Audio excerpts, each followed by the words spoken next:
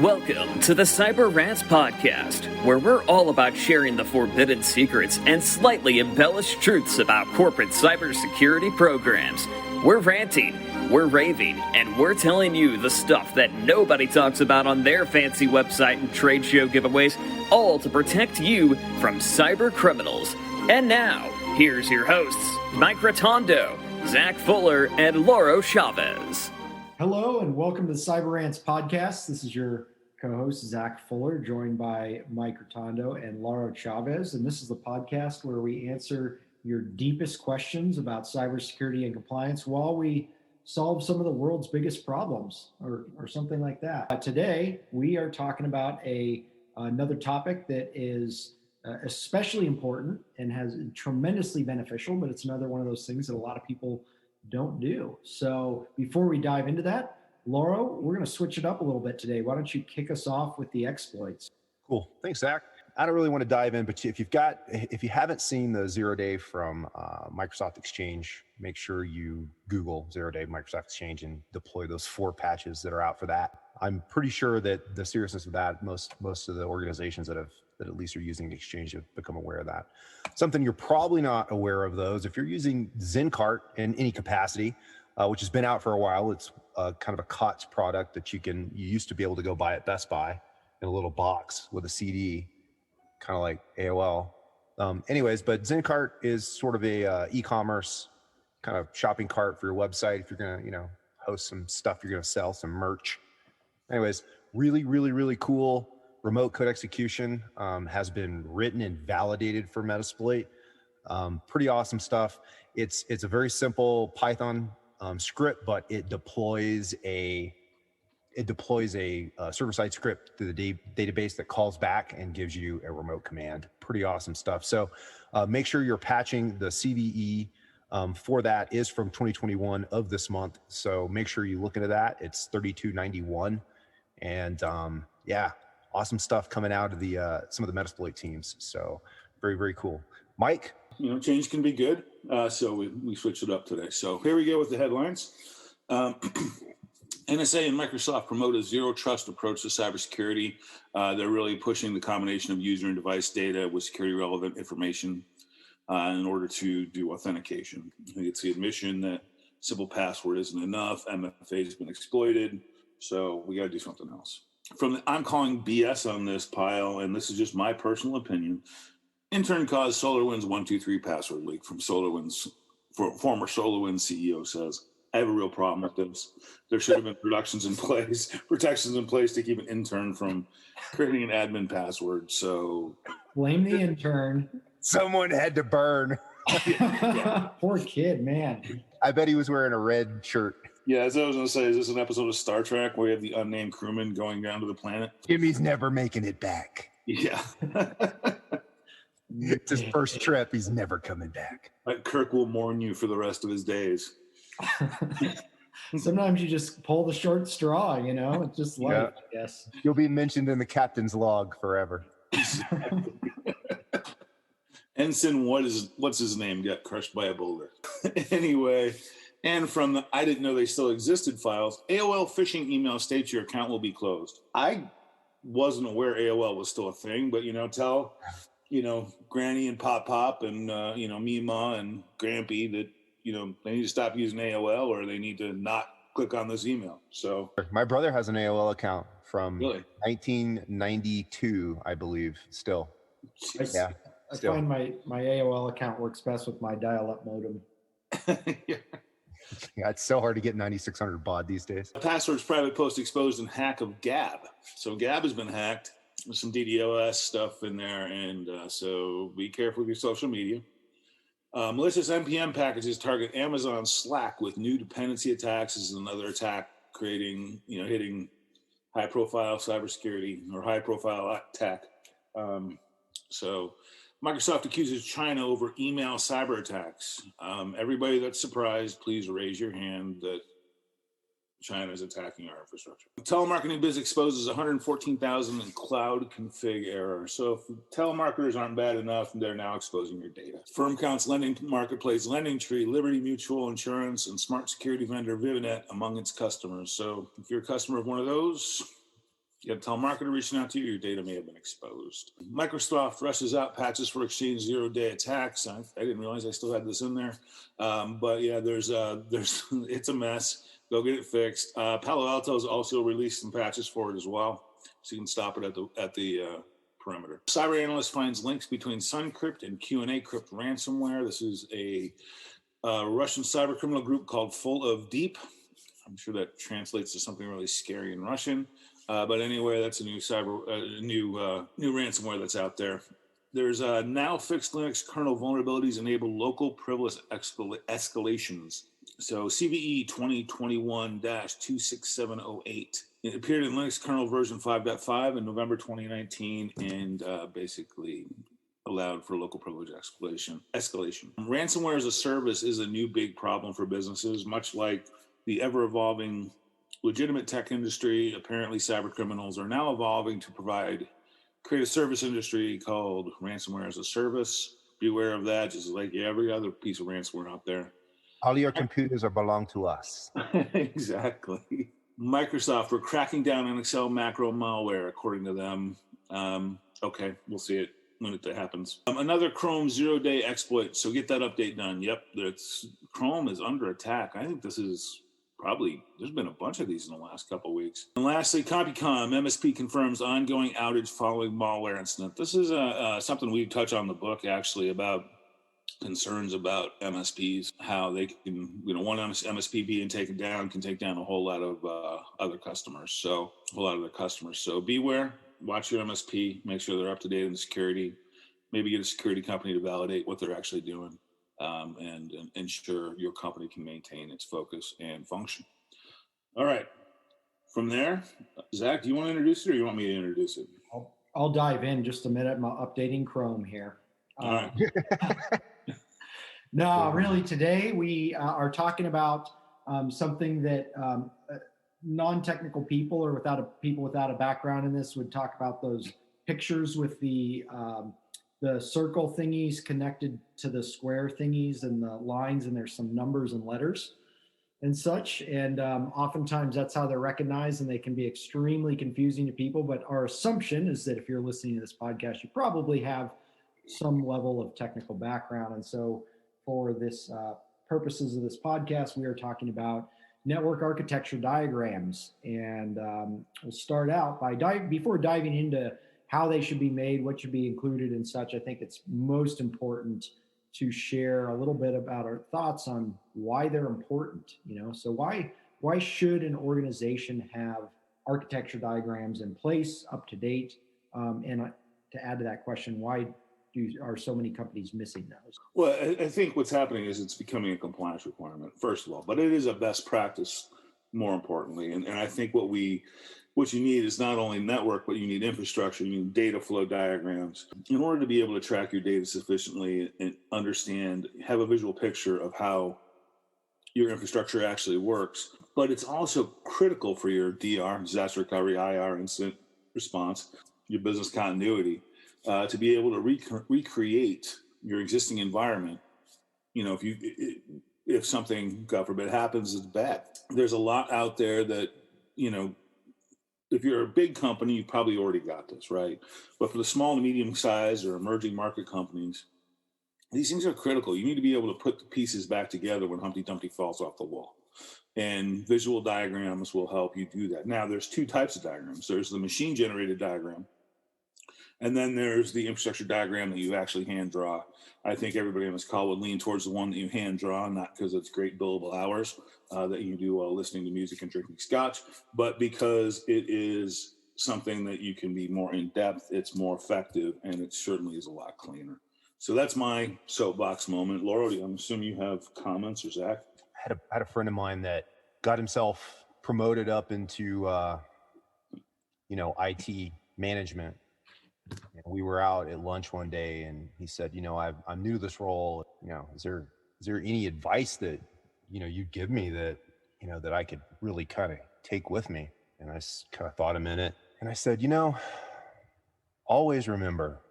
No, that's it. There's no punchline. I mean, it was just general advice. Always remember, right? So, just because it's It's good to not forget things. And then you walked away. Yeah, and then he walked away. There's no always remember. This was the intern you were talking to? So no. Always remember, SolarWinds 123 is a great password. That is. Always remember.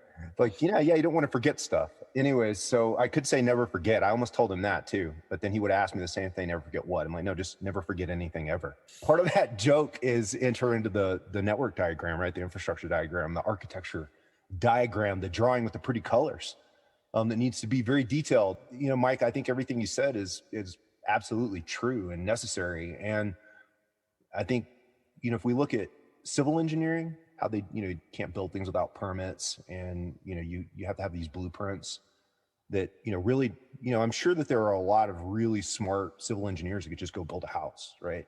Yeah. But to do it right, when they want to do it right, they build the diagram first, the blueprint, and they block out where everything's going to go, the electrical outlets, where the plumbing, they know how many feet of everything they need, right? It's all in the building materials, right, on the BOM.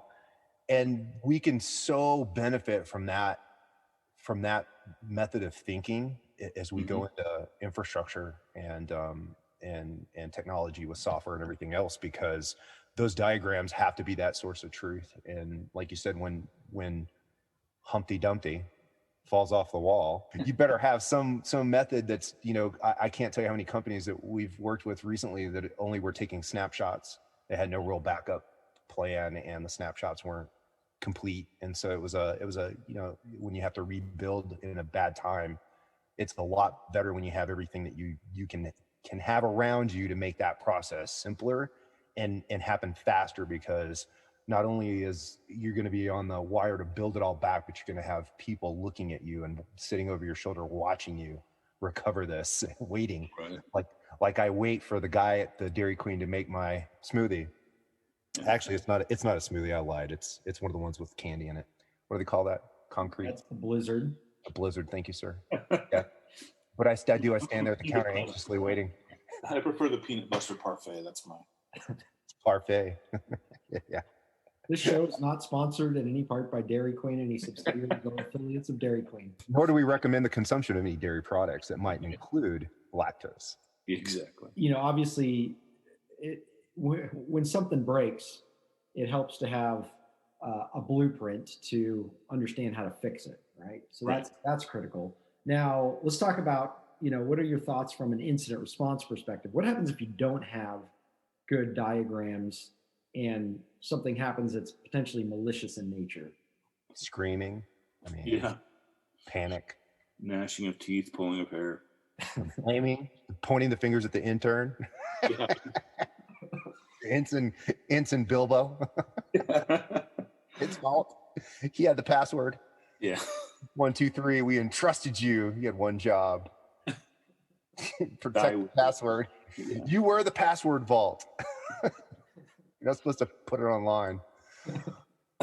What happens is that you don't necessarily know how everything goes back together again, right? I mean, you don't know what device goes on, or what for take example, ESX host, right? You don't know what VM's going on what server necessarily. You don't know what connectivity is required. You don't know what ports are required to be open. You do not know what's encrypted, what's not encrypted. You may have a vague idea, but it would be better to have a blueprint, right? It would be better to have a map that shows you where to go, right? I mean, Google Maps is a thing for a reason, because we don't want to know how to get to someplace, right? When you have hardware security modules that you've deployed, like maybe in like almost $2 million worth. Yeah. And then somebody leaves and you put somebody in charge that doesn't know what they're doing, and they have to figure out how to update them and configure them, and what communication is required, how they're deployed today, what that looks like. I mean, that's just like such a helpful handoff, right, for somebody coming on that doesn't have just in case, just hypothetically speaking, you're saying, right? Yeah. Like, just in case. That was a totally hypothetical scenario. Hypothetical scenario. Hypothetical, and it could be anything, right? I mean, it could be another, like an antivirus solution, you know what I mean? But there are a lot more components that just, you're going to worry about your main things like Exchange, right? An Active Directory. You're going to want to get that going so everybody can get onto the network, right? If you're Microsoft, you're going to believe that is the number one step back to normaldom.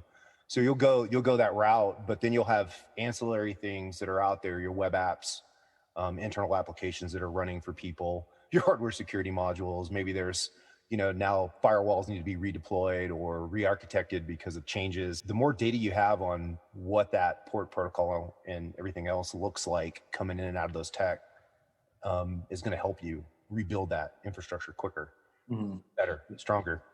So it ties back into your business continuity plan as well. Capacity planning, right? I mean, and it should be integral to your change management. Yep. And vendor vetting. Yeah. For tech vendors. Yeah. And so it's, it's critical for a lot of reasons. Obviously basically to run the operations of your and security measures around your technologies. What would you say? So when you're going into an organization, so let's say an organization has no architecture diagrams, or maybe they have some kind of automated, stuff that was just made with a tool and isn't very accurate or helpful. What are your steps, or what is your approach to building these for, in case somebody wants to go in and take this on yourself? What advice would you give them to start building out their diagrams for their organization? Ooh, I got one. I got two. This is my method. I don't know, Mike, you might agree with. I think we've done this. Like, first off, you got to get a room with a big whiteboard. Yeah. You got dry erase markers, the squirt stuff that cleans the board really nice, and a good set of wipes. And then you got to make sure there's food on site, okay? Because you're not going to get any information out of anybody without the nibbles on site. So make sure you invest in those two things first. And don't skimp on the bagels. Get the good bagels. Don't, pay the extra $5 and go to a good deli and get good bagels. You want good data, you got to have good bagels. Exactly. And get the cream cheese with the locks in it if you really, you know what I mean? Like, come on now. Ask for capers on the side. It'll make a world of difference to the individuals that are going in there. And then here's the thing, is it let everybody eat first. Okay. Let them have their bagel and get down. Let them at least get 4 bites in before you start grilling them on the board. But start on the board, little simple things as they eat, write some things down, some, objectives you want to accomplish, right? It's an information gathering session, right? With picture drawing. And then you've got to have a camera on site because you're going to need to remember what you drew on the whiteboard that then you can then take back to Visio or eDraw or some other program, right, where you're going to CAD, where you're going to put this in PowerPoint. Yeah, and if you start before you let them eat a little bit, all they're going to be thinking about is, damn, I got this great bagel in front of me. Exactly. Yeah. After I've had about 3 or 4 bites, I'm all yours. That's fine. Just let me have like half of it. Yeah, half a cup of coffee. Yeah. So ease into that meeting, but you have to run it like a. You really have to do a whiteboarding session, and now with COVID and everything, you can use Google or anything else to do whiteboard sessions. But it's helpful to get the right people in the room, and I think that's the next most important thing besides the good food and the whiteboard and the colorful markers. Mike, how do you think is the best to get the right people? Because we see a lot where we'll be in there, we'll ask questions, and the individual will know maybe 2 things of the 40 things we need to know. Well, I think it shows that sometimes management doesn't know who the right people are. So you really actually need to talk to the SMEs, because they'll be like, oh no, that's Fred that does that. It's not, it's not me. He's the guy that knows all that stuff. Or, this guy has all the tribal knowledge, or she's the one that, does the, has created a database schema and this, that, and the other thing. So it's, a lot of times it's like the pre-meeting is what's going to tell you how to get the right people into there, right people into the whiteboard meeting. Yeah. So you can bring everybody in for, just a big one-time meeting to talk about what the initiatives are. And then out of that, have the breakout sessions. And then I think I've always benefited by, doing it by the layers, right? Meaning with the network team, understanding what they've got going on, and then bringing in the tools teams there, as well. As they're needed to have those kind of breakout sessions so that you can start putting that kind of like a holistic diagram set together. Yeah. But I can tell you what not to do before those meetings. I remember a time when we were traveling, and one of the consultants we were traveling with decided that he wanted to drink a lot the night before. Slammed a couple Bakers, which, as you know, is 130 proof bourbon. proceeded to actually get up in the middle of a meeting and leave. And we looked out the window, and he was horking in a parking space just outside the window, which was great in front of the client, I thought. That was not me for people. No, it's nobody on this call. Like, some of you on this call, or some of you listening to this podcast, may know exactly who I'm talking about. But no names to have no place here. No. What? There's more to that story. I just gave you the highlights, but yeah. Don't be flammable when you walk to the meeting room.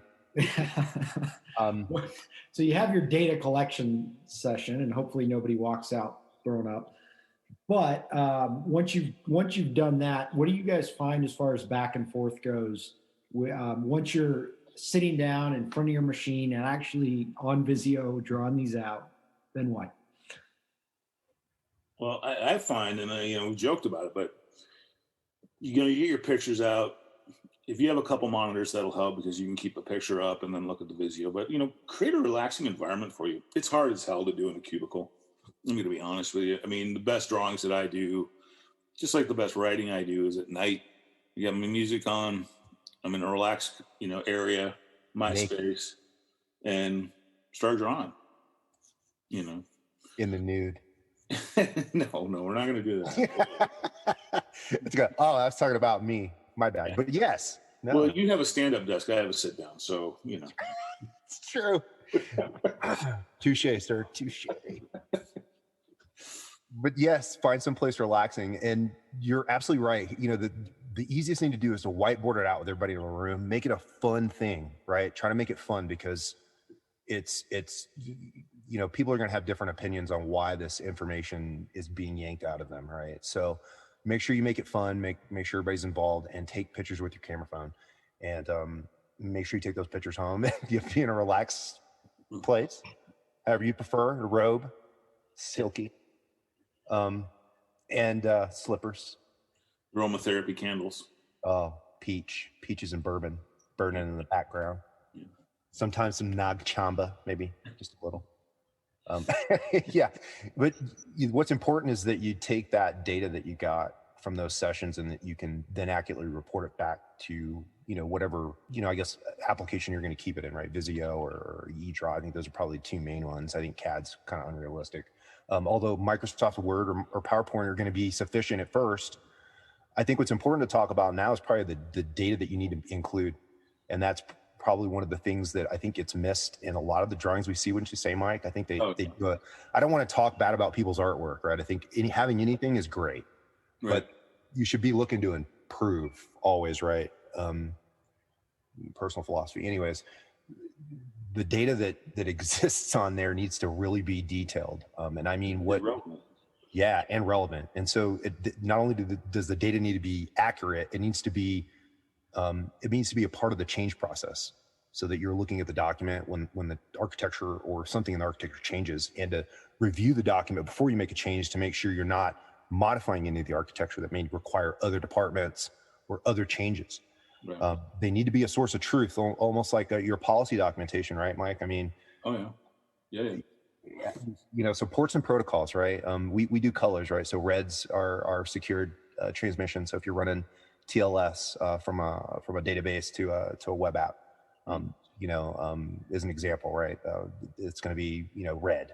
If you're running just plain old SQL, it's going to be black, right? Or you can make database connections another color, right? I mean, but they need to include everything that application needs, and you're going to find that by RTFM, right? You're going to need to read the manuals, right? And go to the vendor, find out what ports and protocols are being used, put your names on there.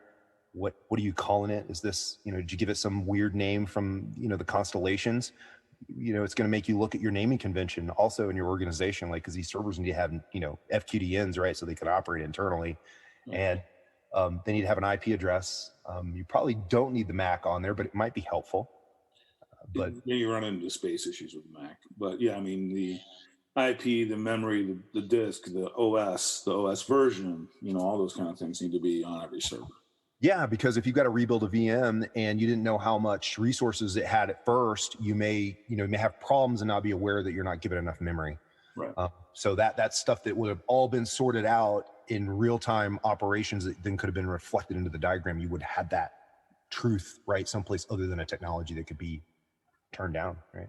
Yeah, and then what data cluster it connects to, what ports, obviously, what you touched on, what inbound ports are open to it. Does that. I mean, that's the big ones, right? I mean, yeah, inbound ports always, and then that's going to help you with PCI and other types of initiatives that are asking you to understand what inbound connections you require versus outbound, and the whole authorized ports and protocols conversation, right? Yeah. It'll help you understand that. And this may be big drawing, right? It may take up multiple pages. There's really no wrong way to do it. I think as long as you approach it from a data science perspective and just try to record everything accurately and as it exists today, so that you could build it back, right? Well, and especially I was just thinking about VLANs, right? I mean, what ports are allowed to access through what VLAN? What firewall context is allowing what ports to get into what area, what traffic? If you have that much of a network, segmentation. Yeah, actually, I think we have a example up in our resources for the Cyber Rants. Oh, I think we do. I think we do. I believe so. Well, is it okay to use emojis for poorly configured or well-configured systems? No. That's not allowed? Damn, I need to stop doing that then. I didn't know that, Mike. You should let me know that. I've been using that eggplant one a lot. I think we should stop with that. Okay, I thought that meant it was good. Or the ice cream with the eyes? Yeah, damn, I thought that meant it was good. Oh, I gotta stop. Yeah. I miss Clippy. I could just ask it a question. Well, that was a good talk on something that people need, but oftentimes hate to do. Throwing the caveat that we are actually doing this at 9:00 in the morning, not 5:00 at night at a bar. So just so you're aware. Yep, that's right. I did have a cup of black tea, which does have some caffeine. So, wild, man. Yeah, I put almond milk in my coffee this morning. Ooh. Well, any final comments or smart remarks about architecture diagrams? Just do them. Do them. Yeah, it's like washing your armpits. You just got to do it. Change your underwear. Yeah, it's good hygiene. Like, you wouldn't run around with lice, would you? I mean, maybe you would. I don't know. If you tie it into your change management process, it becomes, it's a heavy lift. But once you tie it into your change management process, it becomes just minor, 15, 20 minutes here or there, depending on the amount of change you actually have in your environment. So just like everything else we do from a compliance standpoint, right? It's compliance spreadsheets that look massive and scary. And then you go through it and you're probably 60% done just by doing best practices. It makes it much simpler. You just got to get over that initial hurdle, that initial big lift, get the diagrams done, and then just integrate it into your operational behavior. And it just makes life easier that way. Keep it so much easier. Keep it up to date. Don't let it get old and broken and as the old Army saying goes, if it ain't broke, fix it until it is. Keep them going. Yeah, I think key takeaways from today. First one, build your architecture diagrams or get somebody in there to do it for you. But either way, it should be done. Critical, and will make your life a lot easier moving forward. And then second takeaway, of course, is always blame the intern. So Thank you very much for joining us today. Please rate our podcast, reach out, let us know your comments, ideas, thoughts, things that you want us to talk about, and we will address those in future episodes. Have a great day. Pick up your copy of the Cyber Rants book on Amazon today. And if you're looking to take your cybersecurity program to the next level, visit us online at www.silentsector.com. Join us next time for another edition of the Cyber Rants podcast.